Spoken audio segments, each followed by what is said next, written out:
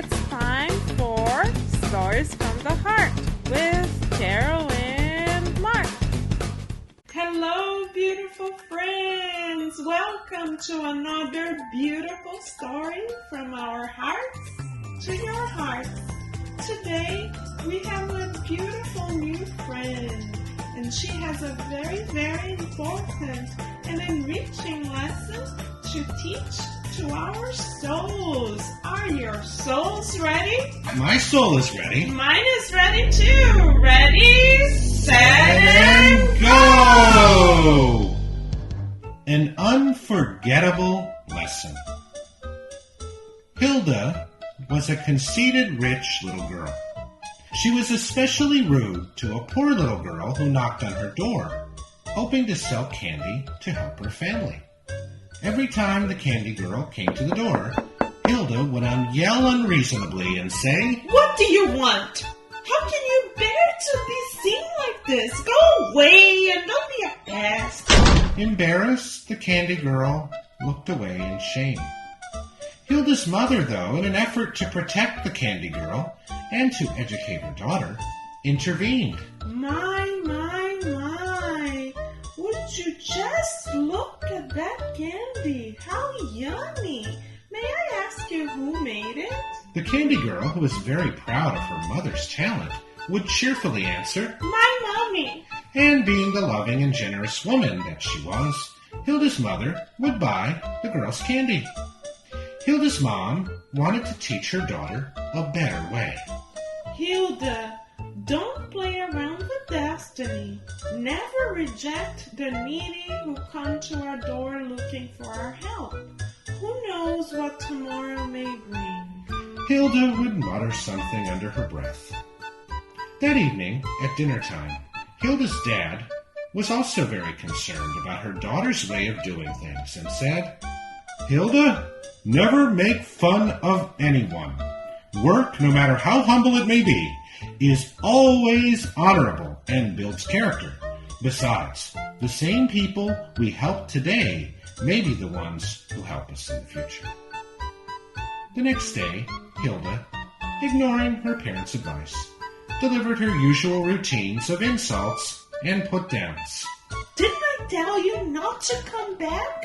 Just take your stuff and go away." Hilda's mother, compassionate as ever, once again offered to buy the wonderful candy from the girl's mother. But life changes, sometimes in very unexpected ways. 4 years have passed now, and Hilda's life is very different. Her father died after a terrible disease, in spite of all the efforts on the part of the doctors to save him, leaving his wife and daughter to fend for themselves. Hilda's mother, overtaken by sadness and overwhelmed by the huge expenses of a lifestyle that she and her daughter could no longer afford, retreated helplessly to her bedroom and soon became too weak to even get out of the bed. The family slipped into poverty overnight. Suddenly, the snobby girl, who had originally been extremely wealthy, could not even afford to buy a pair of shoes. Hilda wanted to help her mother desperately, but was clueless as to what to do. One evening, she cried like she'd never cried before. In between sobs, she remembered her father. "Daddy, Daddy." Upon falling asleep, she dreamt that her dad had come from the spiritual world to comfort her.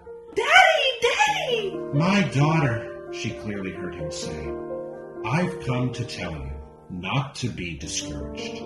You can work. You can sell candy door to door to help your mother." The following day, Hilda awoke, this time determined to follow her father's advice. So both mother and daughter headed for the kitchen to prepare their best recipes. Once the tray was full, Hilda set out to sell.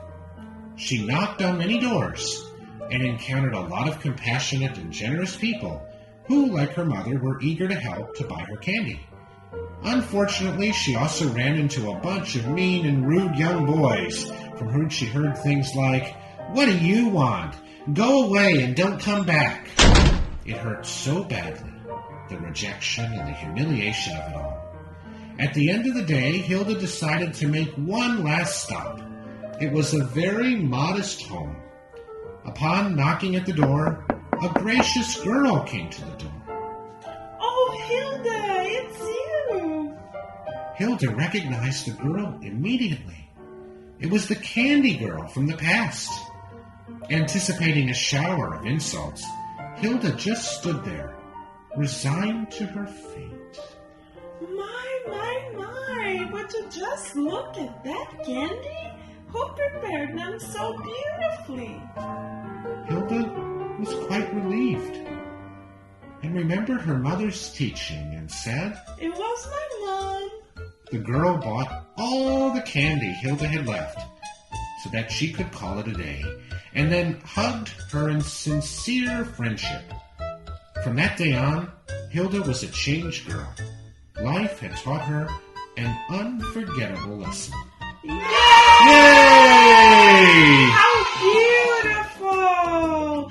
I learned, Mark, that if we open our hearts to one another without thinking about the way they look or how they are dressed, but looking at their hearts and their souls, we are more likely to find gifts that can be very surprising to our hearts as well. Hilda thought that the candy girl would treat her the same way that she treated the candy girl in the past. But the candy girl looked at Hilda's beautiful heart and saw her soul to soul as an immortal spirit past the physical body that is only here for a little while. So because the candy girl looked at Hilda from soul to soul, she was able to love, understand Hilda, be loving towards Hilda, and even hug her. And because of the love the candy girl shared, Hilda learned an unforgettable lesson. Isn't it beautiful, Mark, how love is truly transformative and unforgettable to all of us? And I learned another lesson in this story. I thought it was really interesting that the candy girl was the one who saved Hilda from all the problems she was having, because the candy girl came before Hilda with the problem of needing to be modest, right? And actually it's not a problem, it's a blessing, right? She had to go out and search for help, look for compassionate people, right? She had to be generous with her heart in order to have people buy the candy, right? It wasn't just a simple thing of, I've got some candy, do you want to buy it? No, she couldn't act like that. She had to be generous, warm-hearted, open, right? And then guess what? When you're generous, warm-hearted, and open, you're going to find a lot of people who say, what do you want? Right? But you're also going to find people who say, oh, what beautiful candy. Wow, who made that? My mother. Your mother. Oh, how beautiful. See, when you're generous and open-hearted, you also find generous and open-hearted people as well.